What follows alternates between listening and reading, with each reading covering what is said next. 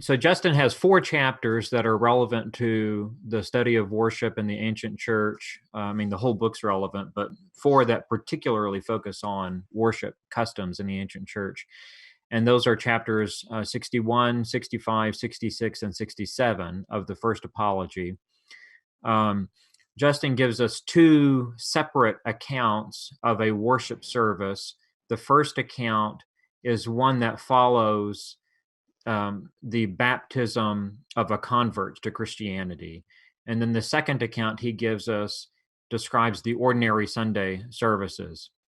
Baptism in the ancient church could be performed on Sunday, often it was, but that's not always the case. And so Justin begins his description of Christian worship by describing how converts are brought into the church, how they're initiated or engrafted into the body of Christ. And that's what chapter 61 of the First Apology is about.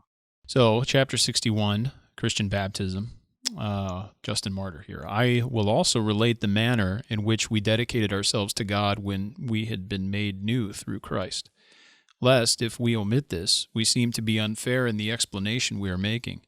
As many as are persuaded and believe that what we teach and say is true, and undertake to be able to live accordingly, are instructed to pray and to entreat God with fasting for the remission of their sins that are past, we praying and fasting with them. Yeah, we praying and fasting with them.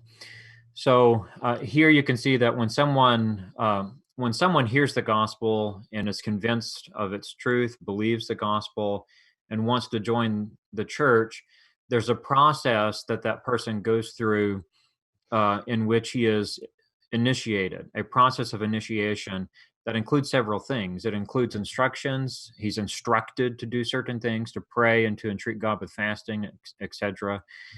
That initial instruction given to a convert is ordinarily referred to today as catechesis. And he's taught to pray and to seek the forgiveness of his sins, to fast, and so on. So the initiation rites of the early believers included baptismal catechesis or pre-baptismal catechesis, a season of fasting, and the Didache comments on this as well, by the candidate for baptism, the one who is to be baptized, and also those who are to participate in the service as well. The others who are to participate in the service fast with the candidate who's converting. Now, maybe one thing to point out here is that Justin has in mind an adult convert to Christianity. Justin doesn't say a word about infant baptism, neither does the Didache. Both of those documents have in view an adult who's converting to Christianity. And so it's sometimes brought up that infant baptism is not mentioned here. What are we to make of that? Does it mean infant baptism wasn't practiced at this time? Or do they not mention it because it's not relevant to what they're discussing? That's something I think that we need to reckon with, and there are some works out there on that subject that people can look into.